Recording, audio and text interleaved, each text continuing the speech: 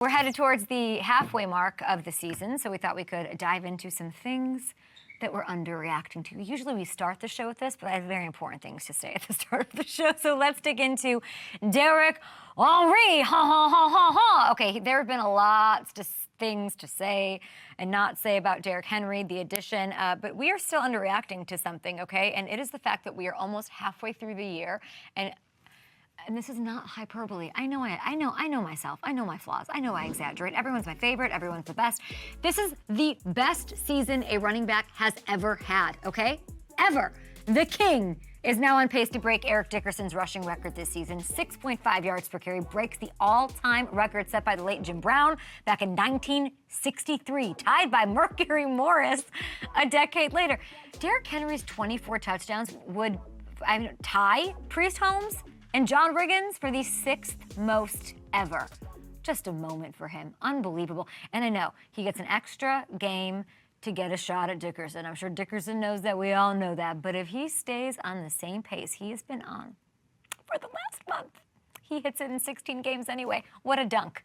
What an absolute dunk. I know there's a ways to go.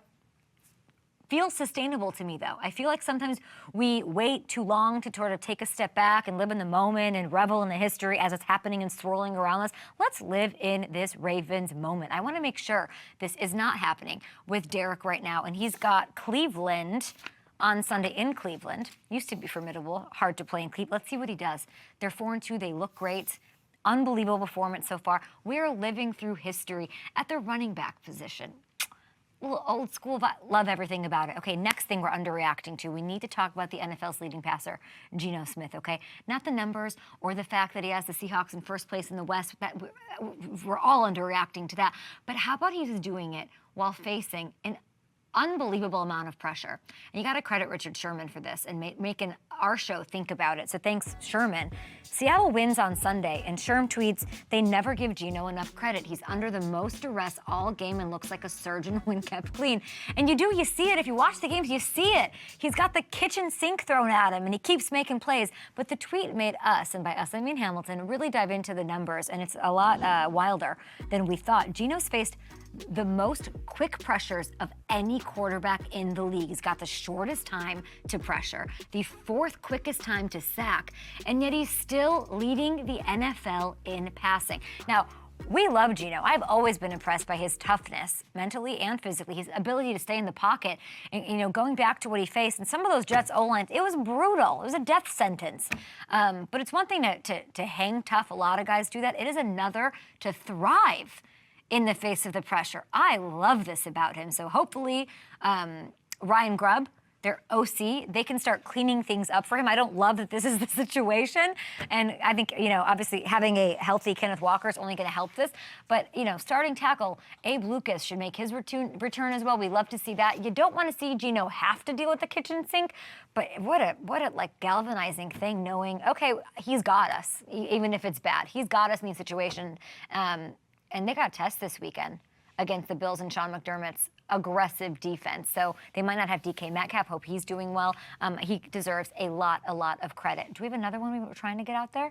Let's do it. So we are underreacting. Last one quickly. Commanders kicker Austin Seibert. What he's done this year is crazy. Released by the Jets in the preseason. So Seibert is cut, I think, like 6 times. Sixth time that Austin Seibert's been cut in his career. He signs with Washington not mid-season, but early season, week 2.